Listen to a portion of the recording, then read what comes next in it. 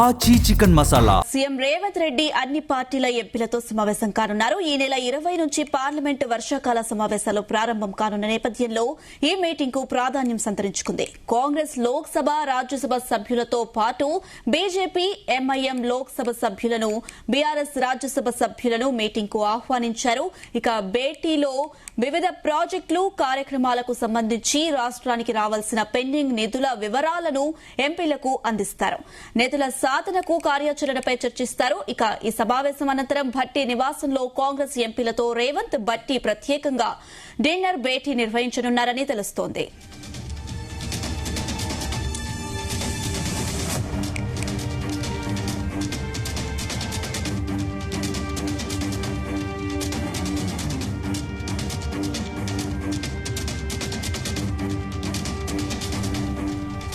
ఇదే అంశానికి సంబంధించి మరిన్ని అప్డేట్స్ మా బ్యూరో చీఫ్ నరేందర్ సచివాలయం నుండి లైవ్ ద్వారా అందిస్తారు. ఎస్ నరేందర్.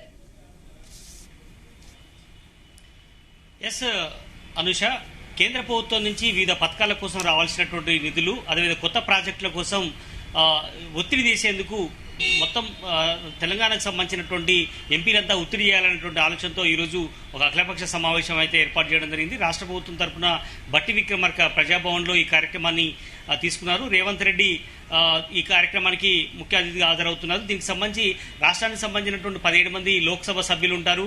దీంట్లో బీఆర్ఎస్ ప్రధాన ప్రతిపక్ష పార్టీ నుంచి ఎవరు కూడా లేకపోవడంతో రాజ్యసభ సభ్యులు కూడా వాళ్ళు ఫోన్ చేయడం జరిగింది. వాళ్ళ నుంచి రియాక్షన్ రాకపోవడంతో మిగతా బీజేపీకి సంబంధించినటువంటి 8 మంది ఎంపీలకు కూడా ఇన్విటేషన్ వెళ్ళింది. అందులో ఇద్దరికి మాత్రం, అంటే ఈటల రాజేందర్, అదేవిధంగా కొండా విశ్వేశ్వరరెడ్డి ఇద్దరు మాత్రం వస్తామని కూడా కాసేపటి క్రితమే భట్టి విక్రమార్కకు తెలియజేసినట్టుగా సమాచారం ఉంది. అదే సమయంలో ఎంఐఎం సంబంధించినటువంటి లోక్సభ సభ్యుడు ఉన్నారు. అదే సమయంలో ఇట్లా మొత్తం అందరితో ఇన్విటేషన్ ఉంది. ముఖ్యంగా కాంగ్రెస్ పార్టీకి సంబంధించినటువంటి రాజ్యసభ సభ్యులు, లోక్సభ సభ్యులందరూ కూడా హాజరవుతున్నారు. బీజేపీకి సంబంధించి ఇద్దరు హాజరవుతున్నారు, ఎంఐఎం సంబంధించిన ఒకరు హాజరవుతున్నారు. బీఆర్ఎస్ నుంచి అయితే రాజ్యసభ సభ్యులు ఉన్నప్పటికీ కూడా వాళ్ళు హాజరయ్యే అవకాశం లేదు. కనుక దీని మీద చాలా అంశాలు చర్చకొచ్చే అవకాశం ఉంది. దాదాపు 265 దాకా ప్రపోజల్స్ మొత్తం డిజైన్ చేసినటువంటి పరిస్థితి మనకు కనిపిస్తుంది. ఏవే అంశాలు మాట్లాడాలి, ఎట్లాంటి వాటితో ఉండాలని కూడా కొంత ప్లాన్ చేయడం జరిగింది. ఇందుకోసం ప్రత్యేకించి ఈ నెల 20వ తేదీ నుంచి లోక్సభ సమావేశాలు, అంటే పార్లమెంట్ సమావేశాలు ఉన్నటువంటి నేపథ్యంలో అనుసరించాల్సిన వ్యూహం మీద ప్రధానంగా సీఎం రేవంత్ రెడ్డి, భట్టి విక్రమార్క వాళ్ళతో మాట్లాడే అవకాశం ఉంటుంది. ఈ కార్యక్రమానికి ముఖ్యంగా బీజేపీ ఎంపీలు ఇద్దరు వస్తున్నారు కాబట్టి వాళ్ళు దాని మీద ప్రధానంగా వాళ్ళని కేంద్రం నుంచి నిధులు తీసుకొచ్చే అంశం మీద గతంలో కూడా గలాట జరిగినటువంటి పరిస్థితి కూడా మనం చూసాం. మెట్రో అంశం మీద కిషన్ రెడ్డికి, అదేవిధంగా రేవంత్ రెడ్డికి పెద్ద ఎత్తున మాటల యుద్ధమే జరిగింది. గడిచిన ఒక 10-15 రోజుల క్రితం మెట్రో అంశం మీద, మెట్రో ఫేజ్ 1 సంబంధించి, ఫేజ్ 2కి సంబంధించినటువంటి అంశం మీద మమ్మల్ని కేంద్రానికి తీసుకెళ్ళండి, మేము 2-3 రోజులు అక్కడే ఉంటామని రేవంత్ రెడ్డి చెప్పినటువంటి నేపథ్యంలో కిషన్ రెడ్డి ఇన్వాల్వ్ కావాలి, కిషన్ రెడ్డికి ఎందుకు బాధ్యత లేదని కూడా ఆ రోజు గట్టిగానే ఆరోపణ చేసిన నేపథ్యంలో ఆ రోజు కిషన్ రెడ్డి ఢిల్లీకి తీసుకెళ్లారు. అక్కడ రైల్వే శాఖ మంత్రిని కానీ, అదేవిధంగా కొంతమంది కేంద్ర మంత్రులు కల్పించే ప్రయత్నం చేశారు. ఫేజ్ 1కు సంబంధించి మెట్రో మీద కొంత పురోగతి ఉన్నప్పటికీ కూడా అది ఇంకా కొంచెం ముందుకు స్పీడప్ కాని పరిస్థితి. దానికి నిధులు కూడా రావాల్సిన అవసరం ఉంది. ఫేజ్ 2కు సంబంధించినటువంటి అంశం మీద అనుమతులు కానీ, దానికి సంబంధించినటువంటి అంశం మీద కూడా కొంత ముందుకు పోవాల్సిన అవసరం ఉంది. ప్రధానంగా నిధులు రావాల్సిన అవసరం ఉంది. వీటి కోసమే కాకుండా అదేవిధంగా మూసీ రివర్ ఫ్రంట్కి సంబంధించినటువంటిది ఇప్పటికే రాష్ట్ర ప్రభుత్వం నుంచి ఇప్పటికే నిధులు సమీకరణ చేసుకుంటున్నటువంటి పరిస్థితి మనకు కనిపిస్తుంది. అదే సమయంలో కేంద్రం వాటా కూడా అడుగుతున్నటువంటి నేపథ్యం ఉంది. గతంలో కూడా అక్కడ పట్టణాభివృద్ధి శాఖ మంత్రిని కానీ, అదేవిధంగా మోడీని కూడా కలిసినటువంటి నేపథ్యం కూడా మనం చూస్తున్నాం. అయితే ఇవే కాకుండా మెట్రో కానీ, మూసీ రివర్ ఫ్రంట్ కానీ, ఫ్యూచర్ సిటీకి సంబంధించి కూడా, ఎందుకంటే రాష్ట్ర ప్రభుత్వం చాలా ప్రెస్టేజ్గా తీసుకుంది. మూసీ రివర్ ఫ్రంట్ని చాలా ఘనంగా నిర్వహించుకోవాలన్నటువంటి ఆలోచనతో ఉన్నారు. ఎందుకంటే ఇది అక్కడి నుంచే మెట్రో ఏదైతే ఉందో మెట్రో అక్కడ దాకా పొడిగించడం కానీ, ఎయిర్పోర్ట్ వరకు తీసుకెళ్లడం కానీ, అదే సమయంలో బుల్లెట్ ట్రైన్ విషయంలో కూడా అక్కడి నుంచి ఏదైతే ఫ్యూచర్ సిటీ టు నేరుగా 2 వైపులా బుల్లెట్ ట్రైన్ నడపాలన్నటువంటి ఆలోచన 2 రాష్ట్రాలకు ప్రపోజల్ ఉంది. దీనికి సంబంధించినటువంటి నిధులు కూడా రావాల్సిన అవసరం ఉందని కూడా కేంద్రాన్ని ఒత్తిడి తీసుకొచ్చేటువంటి ప్లాన్ అయితే జరుగుతుంది. కాసేపటి క్రితం వాళ్ళందరూ కూడా దేవాదుల ఎత్తిపోతల పథకానికి సంబంధించినటువంటి అక్కడికి వెళ్లారు. కాసేపటి క్రితమే వాళ్ళందరూ కూడా వచ్చారు. బట్టి బృందంతో ఇలా మార్నింగ్ మంత్రులందరూ కూడా వెళ్లారు. సీఎం ఈరోజు రివ్యూలో వరుసగా బిజీగా ఉన్నటువంటి నేపథ్యం మనం చూసాం. కనుక ఇప్పుడు అందరూ కూడా అవన్నీ ముగించుకొని ప్రజాభవన్కు చేరుకుంటున్నటువంటి నేపథ్యం అవుతుంది. మరి కాసేపట్లో ఈ మీటింగ్ జరగబోతుంది. ఈ మీటింగ్లో చాలా అంశాలు దాదాపు 2-3 గంటల పాటు ఈ సమావేశం జరిగే అవకాశం ఉంటుంది. ఈ సమావేశం వచ్చినటువంటి అవుట్కమ్ దృష్టిలో పెట్టుకొని అవసరమైతే ఢిల్లీకి మరొకసారి ఇక్కడ ఉన్నటువంటి కేంద్ర మంత్రులుగా ఉన్నటువంటి కిషన్ రెడ్డి కానీ బండి సంజయ్ నేతృత్వంలో మరోసారి సీఎం అవసరమైతే వెళ్ళడానికి సిద్ధమైనటువంటి ఒక ఇండికేషన్ ఇచ్చే అవకాశం అయితే కనిపిస్తుంది. ఈసారి బట్టి విక్రమార్క కూడా వాళ్ళతో కలిసి వెళ్లే అవకాశం ఉంది. ఖచ్చితంగా రాష్ట్రానికి నిధులే రాబడే లక్ష్యంగా ఈ మీటింగ్ అయితే ఉంటుంది. మనం చూసాం 2025 మేలో కూడా ఒకసారి మీటింగ్ జరిగింది. అఖిలపక్ష సమావేశానికి సంబంధించినటువంటి దాంట్లో ఉన్నారు. అప్పుడు కూడా బీఆర్ఎస్ సంబంధించినటువంటి వారిని పిలిచారు, అప్పుడు కూడా రాలేదు. ఈసారి కూడా వాళ్ళ లోక్సభలో సభ్యులు లేకపోవడం, ఉన్న రాజ్యసభ ముగ్గురు కూడా వాళ్ళు రాకపోవడంతో ప్రధాన ప్రతిపక్ష నేతలు ఎందుకు రారు ఇట్లాంటి సమయంలో కూడా రేవంత్ రెడ్డి గతంలో అన్నారు. ఈ రోజు కూడా ఖచ్చితంగా మాట్లాడే అవకాశం అయితే కనిపిస్తుంది. బట్ ఏదైనప్పటికీ కూడా రాష్ట్రంలో నెలకొన్నటువంటి పరిస్థితులు, అదేవిధంగా ఎలినో ప్రభావం రీత్యా చాలా ఇంపాక్ట్ ఉంది రైతాంగం సమస్యల మీద కానీ, అదేవిధంగా డెవలప్మెంట్ యాక్టివిటీ విషయంలో కానీ, స్కీమ్స్ ముందుకు తీసుకెళ్లే విషయంలో కానీ వీటి మీద ప్రభావం ఉండే అవకాశం ఉంటుంది. దీన్ని ఎట్లా తీసుకెళ్లాలి, అదేవిధంగా సాగునీటి ప్రాజెక్టులు ప్రధానంగా ఏదైతే కాళేశ్వరం సంబంధించినటువంటి మేడిగడ్డ, అన్నారం, సుందీలకు సంబంధించినటువంటి ఎత్తిపోతలకు సంబంధించినటువంటి విషయంలో ఖచ్చితంగా దీని మీద కన్నేపల్లి పంప్ హౌస్ సంబంధించి ఇష్యూ నడుస్తుంది. దీని మీద కూడా వచ్చేటువంటి అంశం మీద ఎందుకంటే కేంద్ర ఎన్డీఎస్ఏ రిపోర్ట్ని బేస్ చేసుకుని నడవాలి అని కూడా రాష్ట్ర ప్రభుత్వం భావిస్తున్నటువంటి నేపథ్యంలో కేంద్రం మరి ఎన్డీఎస్ఏ మీద త్వరితగతిన ఓ రిపోర్టు ఇచ్చి ముందుకు వెళ్లే విధంగా ఏమన్నా కిషన్ రెడ్డి కానీ బండి సంజయ్ ముందుకు తీసుకెళ్తారా అన్నటువంటి అంశం మీద కూడా చర్చ జరిగే అవకాశం ఉంది. ఎందుకంటే ప్రతిపక్ష పార్టీలు గట్టిగానే ఫైట్ చేస్తున్నాయి. నీళ్లు ఇవ్వాలి రైతాంగానికి, ఎండలు వస్తున్నటువంటిది దాదాపు నెలన్నర నుంచి కూడా ఒక్క వర్షం కూడా పడలేదు. కనుక ఇప్పుడున్నటువంటి నేపథ్యంలో ఆ ప్రభావం దృష్టిలో పెట్టుకుని నీళ్ల కోసం ఖచ్చితంగా కేంద్రం మీద కూడా ఒత్తిడి చేసే అవకాశం ఉంటుంది. అదేవిధంగా ఏదైతే బ్రిజేష్ ట్రిబ్యునల్ కానీ మిగతా ట్రిబ్యునల్ను దృష్టిలో పెట్టుకుని రైతాంగాన్ని ఆదుకునేందుకు ముందుకు వెళ్లే విధంగా కూడా ఖచ్చితంగా ప్లాన్ చేసుకునేటువంటి అవకాశం అయితే కనిపిస్తుంది. బట్ అంతిమంగా 15వ ఆర్థిక సంఘానికి సంబంధించినటువంటి అంశం మీద రాష్ట్రానికి 1,000 కోట్ల రూపాయలు రావాల్సి ఉంది.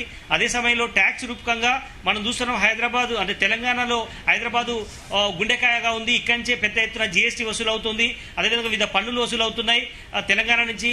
మరి పెద్ద ఎత్తున కేంద్రానికి నిధులు పంపిస్తున్నటువంటి నేపథ్యంలో అందులో సగభాగం కూడా రాష్ట్రానికి రావట్లేదు అనేటువంటి విమర్శ ఉంది. కనుక ఈ కేంద్ర మంత్రులుగా ఉన్నటువంటి వాళ్ళు, బీజేపీ వాళ్ళు కేంద్రం మీద ఒత్తిడి తీసుకొచ్చి అధికంగా నిధులు వచ్చే విధంగా ప్లాన్ చేయాల్సిన అవసరం ఉందని కూడా చెప్తున్నటువంటి నేపథ్యం అయితే కనిపిస్తుంది. బట్ చూడాలి, ఈ రోజు మాట్లాడేటువంటి ఈ అఖిలపక్ష సమావేశంలో లీడర్ల ఒపీనియన్ ని మినిట్స్ గా తీసుకొని కేంద్రానికి ఒక ప్రపోజల్ పంపించే అవకాశం అయితే ఉంటుంది. కేంద్రం మరి ఏ రకంగా తర్వాత స్పందిస్తుందని కూడా మనం చూడాల్సిన అవసరం ఉంటుంది. అనుష నరేందర్, అయితే సీఎం రేవంత్ రెడ్డి అధ్యక్షతన నిర్వహిస్తున్న ఆల్ పార్టీ ఎంపీ మీటింగ్ కి సంబంధించి ప్రస్తుతం సచివాలయం వద్దకు ఎవరెవరు హాజరయ్యారు, ఎప్పుడు ఈ మీటింగ్ స్టార్ట్ అయ్యే అవకాశం ఉంది, సీఎం రేవంత్ రెడ్డి ఈ మీటింగ్ కి ఎప్పుడో వస్తారు? ప్రజాభవన్ లో కార్యక్రమం జరుగుతుంది. ప్రజాభవన్ కు ఒక్కొక్కరిగా ఇప్పుడే చేరుకుంటున్నటువంటి నేపథ్యం అయితే ఉంది. మరొక అరగంటలో పూర్తి స్థాయిలో సమావేశం స్టార్ట్ అవుతుంది. ఈ సమావేశంలో అందరూ కూడా ముఖ్యమంత్రి రేవంత్ రెడ్డి గాని, అదేవిధంగా బట్టి విక్రమార్క మరి కాసేపట్లో అక్కడ చేరుకుంటారు. ఇప్పటికే ఒక్కొక్కరు కాంగ్రెస్ పార్టీకి సంబంధించినటువంటి ఎంపీలు, లోక్సభ సభ్యులు కానీ, రాజ్యసభ సభ్యులు ఇప్పటికే చాలా మంది చేరుకున్నటువంటి నేపథ్యం అయితే కనిపిస్తుంది. బీజేపీ ఎంపీలు రావాల్సి ఉంది. బట్ అంతిమంగా వీళ్ళందరూ వచ్చిన తర్వాత ఈ మీటింగ్ స్టార్ట్ అవుతుంది. ఈ మీటింగ్ లో ఇంతకుముందు మనం చెప్పుకున్నట్టుగానే కేంద్ర ప్రభుత్వం నుంచి నిధులు అధికంగా రాబట్టుకోవడమే ప్రధాన ఎజెండాగా ఈ సమావేశం ఉండబోతుంది. ఎందుకంటే ఆంధ్రప్రదేశ్ కు పెద్ద ఎత్తున నిధులు ఇస్తున్నారు. ఎందుకంటే అక్కడ ఎన్డీఏ భాగస్వామ్య పార్టీగా అక్కడ జనసేన కానీ తెలుగుదేశం పార్టీ ఉన్న నేపథ్యంలో అక్కడికి నిధులు ఇస్తున్నారు. అమరావతి కట్టుకోవడానికి నిధులు ఇస్తున్నారు. ఇక అదే సమయంలో బీజేపీ పాలిత ప్రాంతాల్లో కూడా ఎక్కువ నిధులు ఇస్తున్నారనేటువంటి ఆరోపణ రేవంత్ రెడ్డి చేస్తున్నటువంటి నేపథ్యంలో తెలంగాణకు కూడా అధిక ప్రాధాన్యత ఇవ్వాలి. ఎందుకంటే ఆనాడు రాష్ట్ర విభజన జరిగినటువంటి నేపథ్యంలో అందుకు అనుగుణంగా బడ్జెట్ కేటాయింపులు ఉంటాయని కూడా ఆనాడు యూపీఏ గవర్నమెంట్ చెప్పింది. కొంతవరకు చేసినటువంటి నేపథ్యం కూడా ఉంది. కనుక ఇప్పుడు ఎన్డీఏ గవర్నమెంట్ వచ్చి 12 సంవత్సరాల నుంచి కూడా రాష్ట్ర ప్రభుత్వానికి ఏమాత్రం నిధులు ఇవ్వలేదు. గతంలో బీఆర్ఎస్ ప్రభుత్వం కూడా ఆరోపణ చేసింది. ఇప్పుడు కాంగ్రెస్ ప్రభుత్వం అధికారంలో ఉంది, ఇప్పుడు కూడా నిధులు ఇవ్వట్లేదు సరిగ్గా అనేటువంటి ఆరోపణ నేపథ్యంలో ఖచ్చితంగా మోడీ మీద ఒత్తిడి తీసుకురావడం, కేంద్ర ప్రభుత్వం మీద ఖచ్చితంగా ఫైట్ చేసే ఉండేందుకు రేపు లోక్సభ సమావేశాలు, రాజ్యసభ సమావేశాలు ఉన్న నేపథ్యంలో పార్లమెంటు వేదికగా ఎంపీలందరూ గట్టిగా నిర్ణయించాలి, తమ వాయిస్ ని వినిపించాలి అన్నటువంటి ఎజెండాని ముందుకు తీసుకెళ్లే అవకాశం అయితే కనిపిస్తుంది. నరేందర్, కాళేశ్వరంపై అటు సీఎం రేవంత్ రెడ్డికి ఈటలకి మధ్య మాటల యుద్దం అయితే నడుస్తుంది. మరి ఈ పార్టీకి ఈటల రాజేందర్ హాజరవుతారా? ఒకవేళ హాజరైతే ఎలాంటి పరిణామాలు ఉండే అవకాశం ఉంది? దీనిపైన చర్చించే అవకాశం ఉంది. ఎస్, ఎందుకంటే మనం సాటర్డే చూసాం రేవంత్ రెడ్డి ప్రెస్ మీట్ దాదాపు 2 గంటల పాటు కొనసాగింది. ఈ సమావేశంలో ఈటెల రాజేందర్ దృష్టిలో పెట్టుకునే నేను ప్రెస్ మీట్ పెట్టానని కూడా రేవంత్ రెడ్డి అన్నారు. ఎందుకంటే ఎన్డీఎస్ఏ రిపోర్టు బేస్ చేసుకొని కాకుండా ఇక్కడ మానవతా దృక్పథంతో ఇక్కడ ఉన్నటువంటి పరిస్థితులు దృష్టిలో పెట్టుకొని నీళ్లు వెంటనే ఇవ్వాలి అనేటువంటి ఆలోచన చేశారు. ఎన్డీఎస్ఏ రిపోర్టుకు సంబంధించిన విషయాలు కూడా కొన్ని మాట్లాడారు.